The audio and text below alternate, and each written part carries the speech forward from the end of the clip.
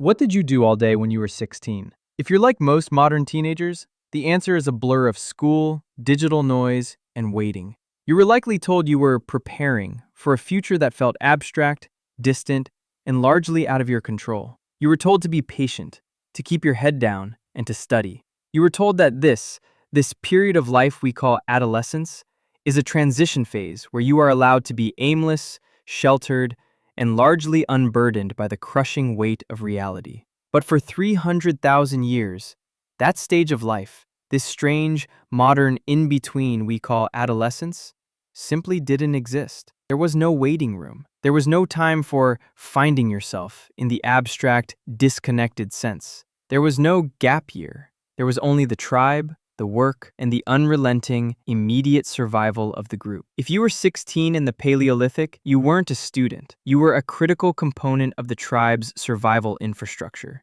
You were an adult. And if you weren't pulling your weight, the people you loved didn't eat. So if we strip away the modern luxury of the classroom and the bedroom, what did an ancient teenager actually do for 12 to 14 hours a day? Forget the image of the primitive teen as a passive child hanging on to their parents' coattails. The moment your biology signaled the onset of puberty, your status changed. You weren't a child anymore. You were a resource. Your day started before the sun. While the older adults focused on high-level decision-making, where to move the camp, how to negotiate with neighboring groups, how to mitigate internal conflict, the teenagers were the engine of the tribe's daily labor. Your morning was an intense, high-stakes apprenticeship. You didn't just watch. You were the apprentice to the master of every survival discipline. Your day was divided into 3 high-stakes categories: acquisition, processing, and pattern recognition. These were the 3 pillars of your existence. First, acquisition. You were the legs of the tribe. Because your body was in its peak physical state, high endurance,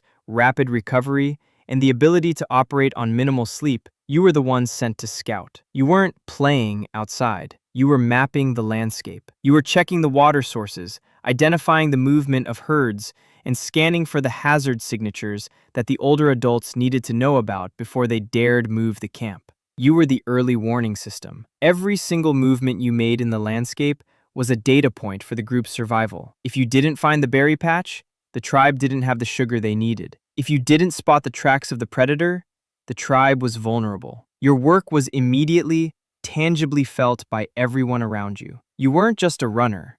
You were a sensor, a surveyor, and a provider. Second, processing. This was the invisible work that sustains civilization. Hunting a large animal is the headline, but the hours spent butchering, cleaning, brain-tanning hides, and rendering fat, that was the work of the teens. You were the technicians of survival. You learned to distinguish between 100 types of plants, knowing precisely which ones were for food and which were for medicine. You were the ones who spent hours manually turning raw nature into usable tools. This wasn't chores. This was chemical engineering. When you brain-tanned a hide, you were using the animal's own chemistry to create the clothing that would keep your younger siblings from freezing to death in the winter. You were the ones who hardened spear tips in the fire and braided cords from fibers. You were the ones who made sure that when the group needed a tool, it was there, functional and sharp. You were the maintainers of the physical world. Without your labor, the tribe's tools would dull,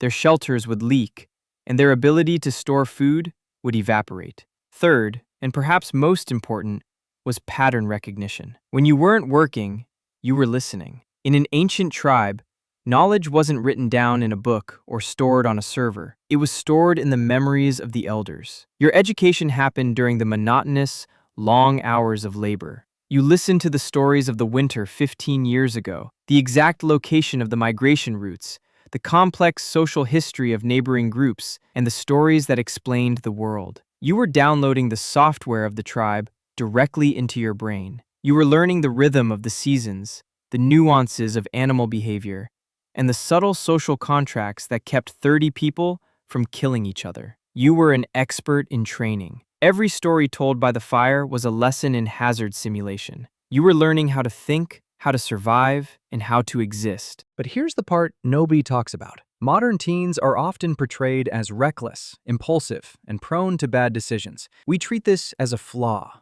a developmental stage we need to manage. But in the ancient world, that drive for risk was a specialized tool. You were the one chosen to jump into the freezing river to retrieve the catch, or to climb the cliff face to scout the location of cave lions. Your impulsivity was the tribe's primary mechanism for exploration. You were the one chosen to test the limits of the environment because you were the one who had the most to gain and the most energy to spare. That teenage recklessness was the evolutionary hardware that pushed our species into new territories. It wasn't a bug, it was the engine of expansion. You were the scout, the pioneer, the one who didn't fear the horizon because your brain hadn't yet been calcified by the caution of age. By the time the sun went down, you were exhausted. Your hands were covered in soot and blood, your muscles were sore, and you were likely hungry. But you weren't lost.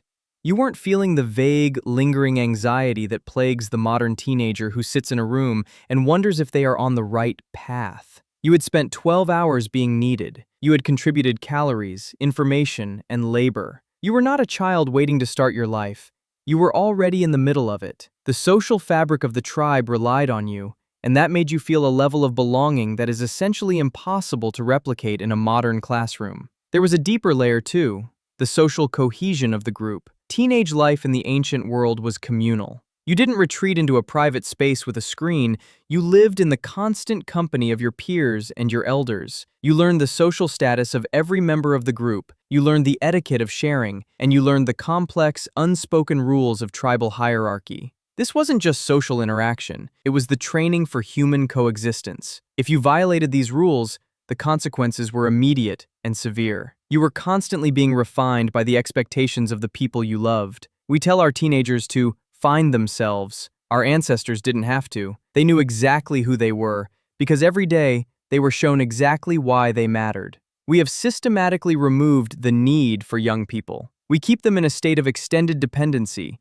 sheltered from high-stakes responsibility until their early 20s, and then we wonder why they feel anxious. We wonder why they feel lost. We wonder why they retreat into digital worlds where they can at least simulate being a participant in something. We have created a world where the transition to adulthood is an administrative process rather than a behavioral shift. The crisis of the modern teenager isn't a hormonal one, it's a crisis of utility. We have given them all the biological drive of an ancient hunter, the peak neuroplasticity, the boundless energy, the hunger for risk, and then we place them in a world where they are asked to sit still and wait. We are starving the competence drive that our species evolved to satisfy. When you tell a brain that is wired for contribution that its only job is to consume, you are setting it up for a collapse. The teenage years weren't a phase or a waiting room. They were the transition from being a child of the tribe to being a guardian of it. They were the bridge between receiving survival and providing it. We've traded the danger of the hunt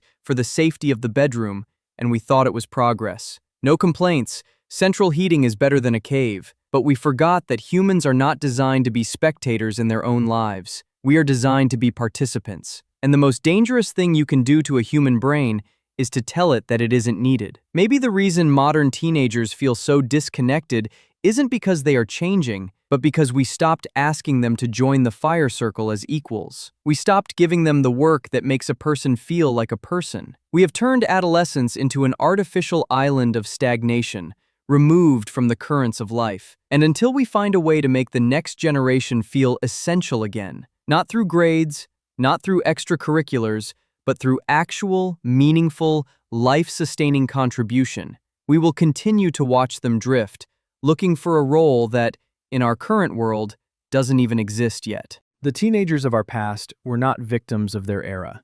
They were its architects. They survived because they were integrated. We are currently living in a world that has unhooked the young from the old, the labor from the purpose, and the individual from the tribe. We are living in a paradise of safety where the spirit of the teenager has nowhere to go. And that, more than any social media algorithm or pressure-filled school year, is the reason they are so profoundly, heartbreakingly lost. They are looking for the fire, but they've been told that fire is for someone else to hold. It's time we put the torch back in their hands.